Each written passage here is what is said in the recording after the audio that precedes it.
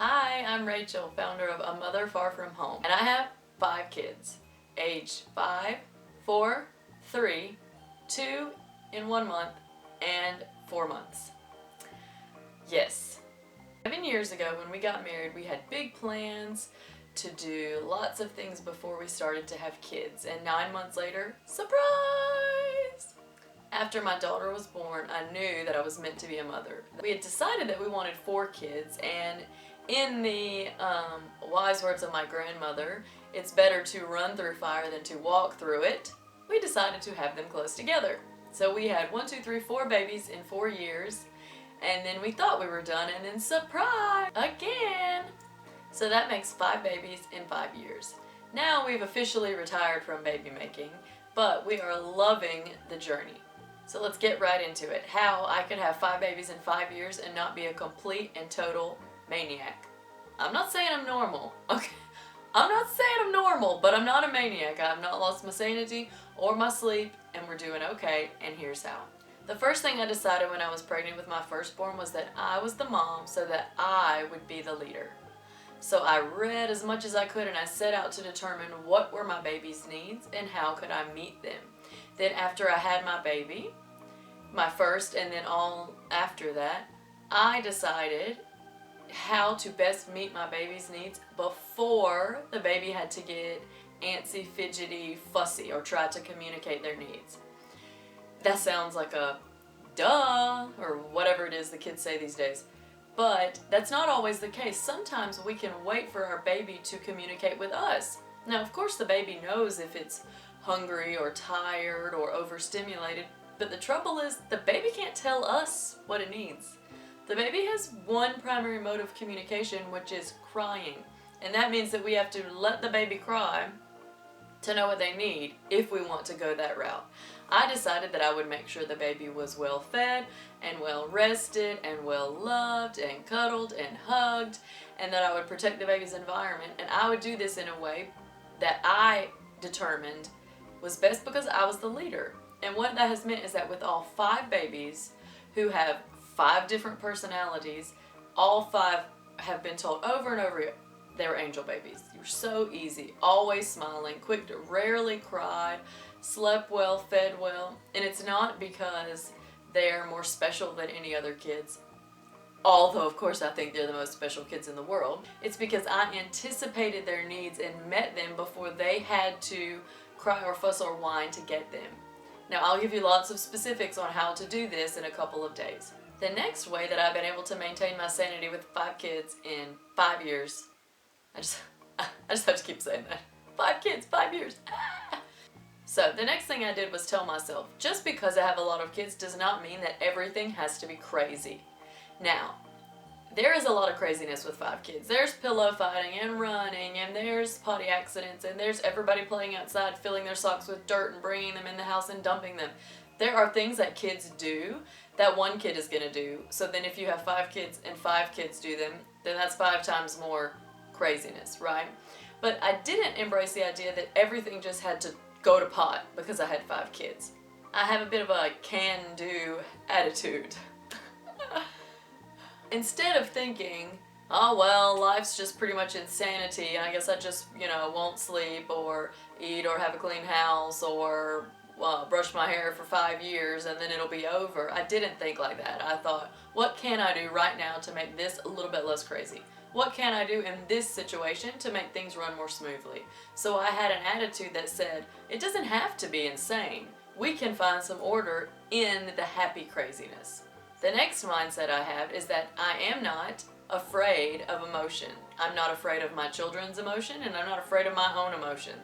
If you are very bothered by meltdowns and tantrums and crying and whining and loud talk, then it's going to be very hard to have a lot of kids who are close together in age, because kids are just one big, fat, or skinny bundle of emotion. Everything comes out in their emotions. And just as much as our kids have emotions, we do. And I think even sometimes moms of little kids, we can feel like emotional crazy people. We can look back to who we were before we had kids and think, like, what was she thinking? I'm a total mad woman now. This can happen, especially if you're pregnant. Especially if you're pregnant.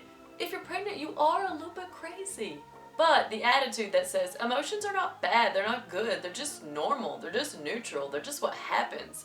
That gives you the opportunity to be able to respond when your kids lose it, to respond when you lose it yourself, to be able to handle the high emotions that comes with having lots of kids. So it is true, if you have one child, you know what a tantrum is like.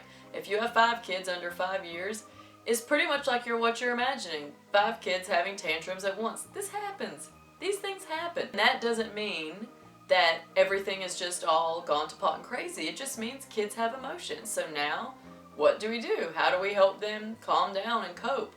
It's an attitude that says they're gonna all have big emotions, and we're just gonna teach them how to deal with it. If you view a tantrum or a meltdown or crying or whining as the enemy, you will not be able to cope with lots of kids. You will lose your mind, because all day long these things are going to happen, no matter how well you organize the day for your kids. The next thing I do to be able to not completely lose it with 5 kids in 5 years is I make sure that my needs are met. Now that probably sounds a bit selfish to some people, like motherhood is supposed to be all self-sacrifice. And while it is true that as mothers we prioritize the needs of others above our own many times, we have to take care of ourselves if we're going to take care of our kids. It's not irresponsible, it's the most responsible thing we can do. Imagine if you were a waitress and you were going in for the breakfast shift and you had to work all the way through dinner. So you got up at 4:30 a.m. to go serve breakfast and you didn't eat before you went. So you go to work and now you're on your feet all morning. You're bringing people their food and you are cleaning up spills and getting silverware and getting condiments, and you work all day and all morning and you still haven't eaten because you haven't had a chance to eat because you've been working. You do it all afternoon until the evening. So you've essentially worked all day and you've never eaten. So what starts to happen? What would happen if you did this? You would feel bitter. You were giving other people food but you hadn't eaten. Every time you delivered a plate of bacon, you would just smell it and just feel, all you'd be able to think about was how you wanted to eat. If somebody had their leftovers and didn't really appreciate the meal, you would feel a bit resentful, like, I would have eaten that, but you didn't. You would get mad if somebody spilled something. You'd get mad if you had to go back and get another plate or a spoon or a fork. It's a bit of a silly illustration, but my point is you can't serve others if you haven't served yourself. You have to fuel yourself to take care of others. So instead of thinking about it as like, I'm so selfish, I'm going to make sure that I am totally taken care of before I even think about my kids, that's not the attitude. The attitude is, I'm a grown-up, I have to take care of myself. I have to be okay to help others be okay. And now, it was difficult at certain times. When you're pregnant, there's an insatiable need to sleep. You want to sleep all day, every day. So pregnancy is a bit of a different beast when it comes to taking care of yourself. But when we prioritize making sure that we're okay, things are just easier. The next thing I did is I emphasized routine.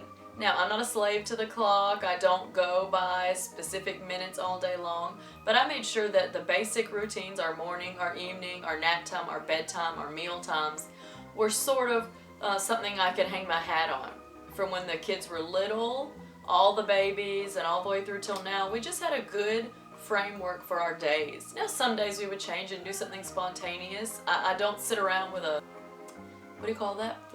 A clipboard. I don't sit around with a clipboard all day like it's 7:04. It's not how it is. But I do follow a good routine, and that makes all the difference because on the whole, kids are well rested. They've eaten. They've done what we needed to do. And the reason a routine is so genius is because once you get used to a routine and you go off of it, you immediately see the negative behaviors that come without a routine. You naturally keep the routine because you think, wow, things are nuts without it.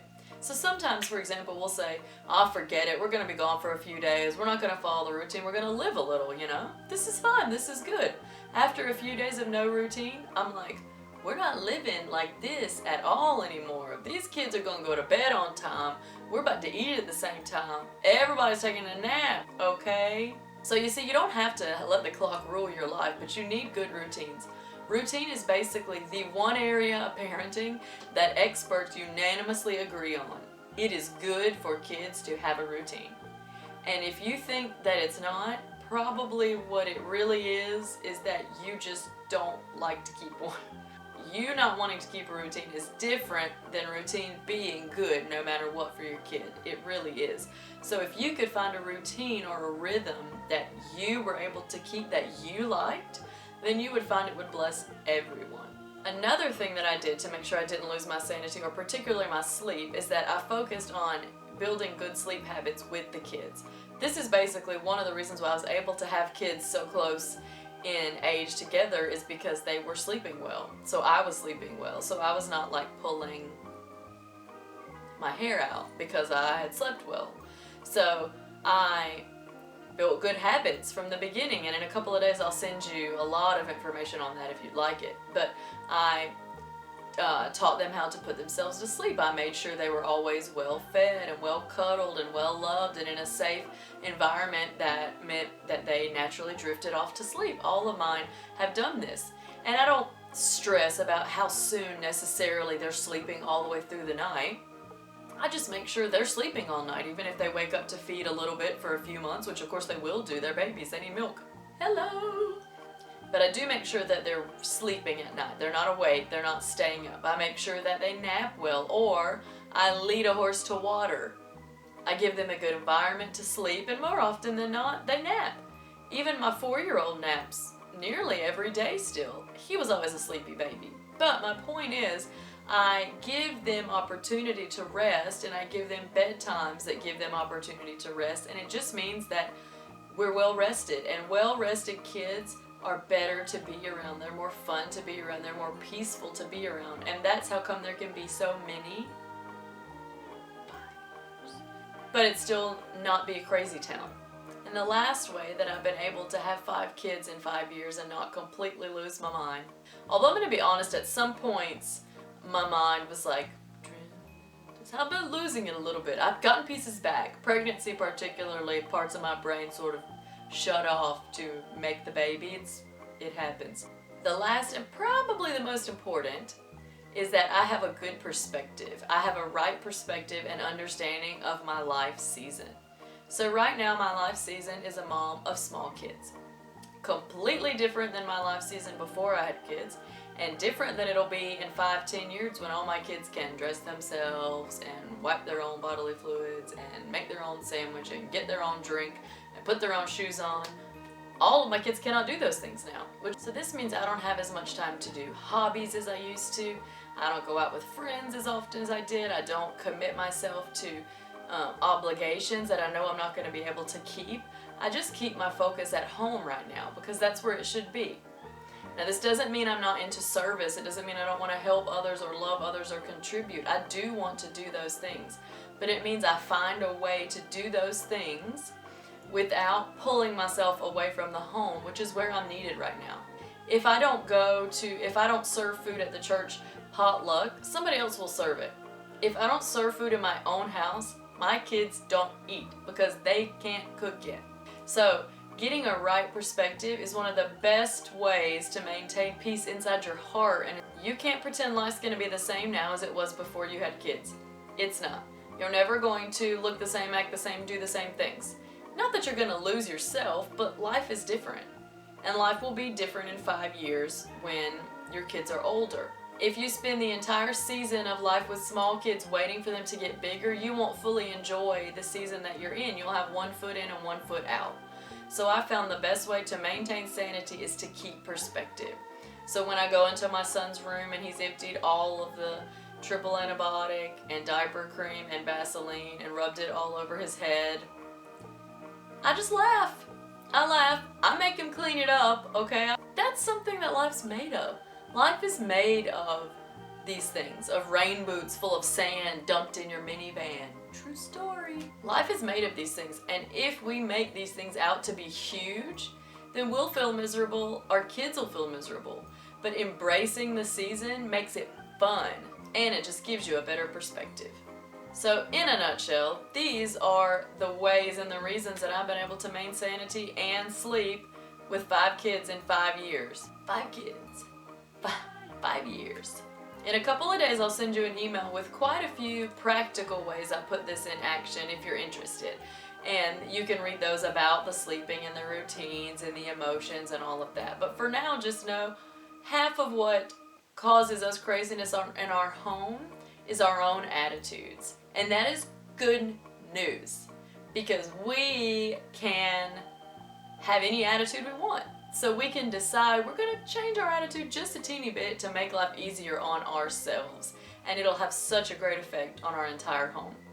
I thank you for watching and for joining me here at A Mother Far From Home.